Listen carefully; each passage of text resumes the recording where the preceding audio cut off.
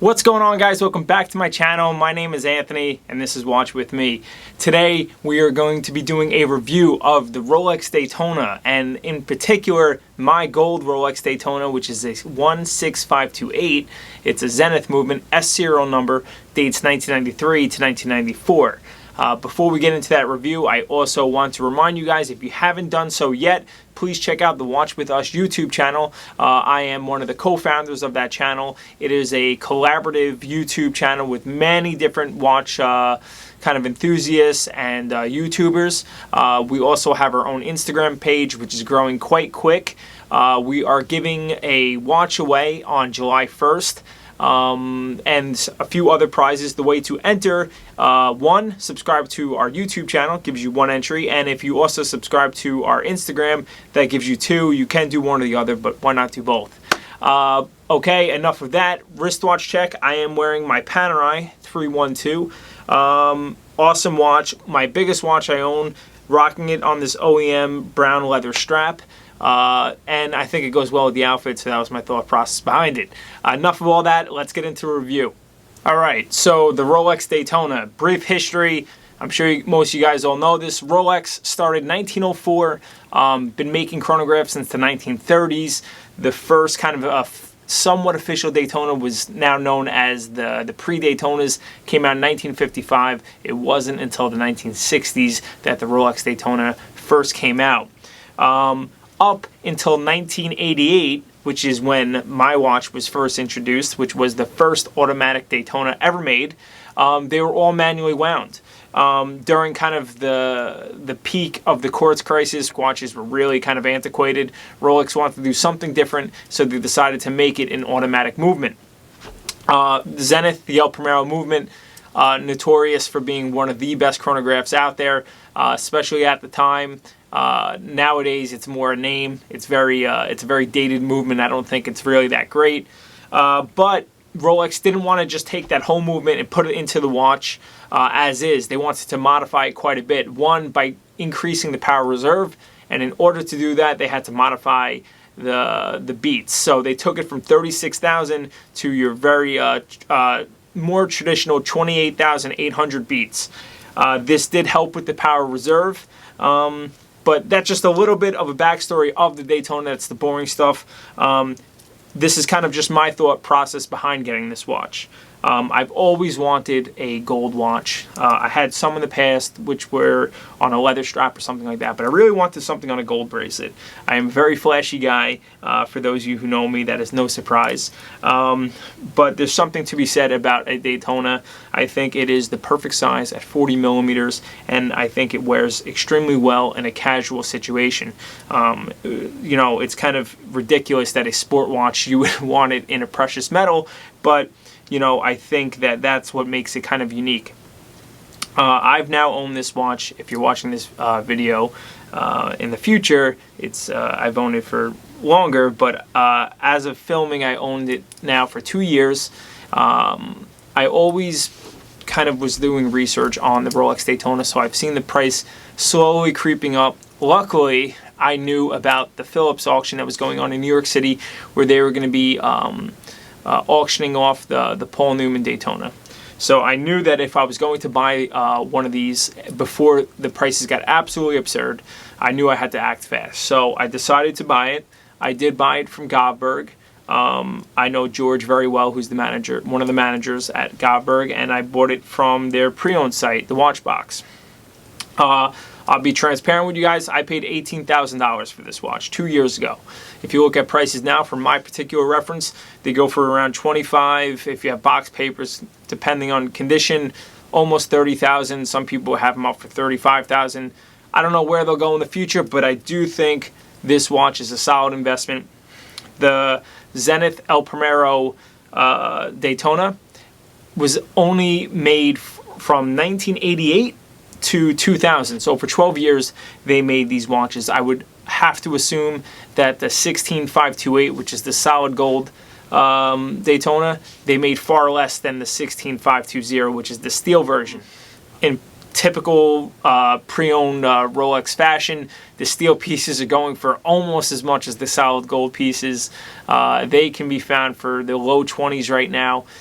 When I purchased this guy, so just 2 years ago, the steel versions were going for probably the mid to low teens, so just over the price of a brand new Rolex Daytona. So I pulled the trigger, and I've said it in a previous video, I love this watch so much so that this was all I was wearing, and this was one of the determining factors why I should sell my Patek Philippe 5711. So I absolutely love the dial. I think everything is placed perfectly. There's really no negative space on the watch. The legibility is perfect, and it's just, as I said, a very comfortable and clean watch. You can see that I don't baby my watches. This has quite a bit of scratches on it. I don't abuse it, but I do wear it. And I think there's something quite nice about a gold watch once it's worn. It kind of gives a warmth that I think is quite nice on a watch that is slowly becoming vintage. It's kind of scary to think of a 90s watch almost vintage nowadays, but you know, it is over 20 years old. It's on its way to being 30 years old. Just show you what it looks like on the wrist. And you know, for a guy my size with a smaller wrist, I think it fits really well. I love that Rolex bracelets taper, so you know, I think even if it was a 20 millimeter bracelet, which is typically, I would say, the average millimeter size, if it didn't taper, it would feel too clunky on the wrist. But the tapering on this is just slight enough where it feels really comfortable. And if you just look closely, you can see the crystals just slightly raised, giving it more of that vintage look. There's a reason why this watch is so sought after, and it's not just because of the popularity, but it's the fit, the finish, and the design. If you look at the first pre-Daytona all the way to the newer ones, they still stick to that core DNA that Rolex has. They evolve, but not so much that you can't see the original design. And that's what I love about the watch. I love that it's 40 millimeters. I love that it has no date. Some of the things I don't love about this watch, I think the movement is not great. One of the problems I had with my Patek, I also have with my Daytona, is I do not like a non-hacking seconds. A non-hacking seconds is when I pull out the crown, the seconds continuously run. I have OCD. I like to set my watches exactly to the second. You cannot do that with this watch, so that's one problem I have with it. And as I said, you know, with newer technology and newer movements coming out, the El Primero movement is dated. It's nothing. It's not that great. It's not super accurate. Maybe I need to get this serviced. I don't know. But the power reserve sucks on it as well.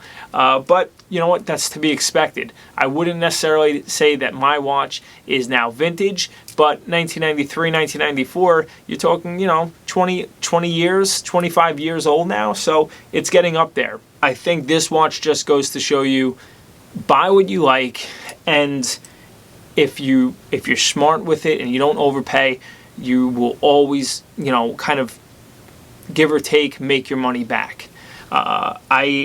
I don't know if I would buy this watch at $35,000. It's all relative. If you think it's worth $35,000, you have the money to spend on it, then do it. But I knew at the time that this watch was well worth $18,000. When new Daytonas are going for $37,000, and this one I was getting for half the price with history and knowing that it was only produced for 12 years, that's why I knew it was going to be an investment. These watches, it was a slow increase in price over many years on the secondary market, and that's why I know that this isn't necessarily a bubble where if you compare like the newer stuff that's shooting up, you know, watches should not go up in value on the secondary market by 300% in a matter of 2 years.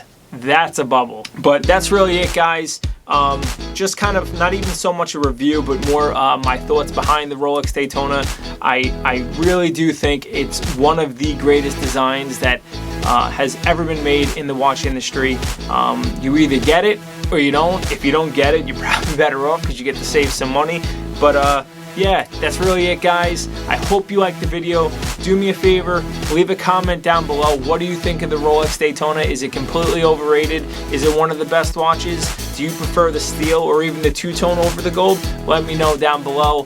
For those of you that have been subscribing along the way, thank you so much. We're almost at 250. Like I said, at 500, I'm going to be doing a giveaway. We did a giveaway at 100 subscribers. We gave away a Breitling watch pouch and a Tudor hat. But that's it, guys. I'll let you know soon what the next giveaway will be. Don't forget to subscribe and check out my Instagram. Also, my other YouTube channel, the Watch With Us YouTube page. And that's it, guys. Take it easy.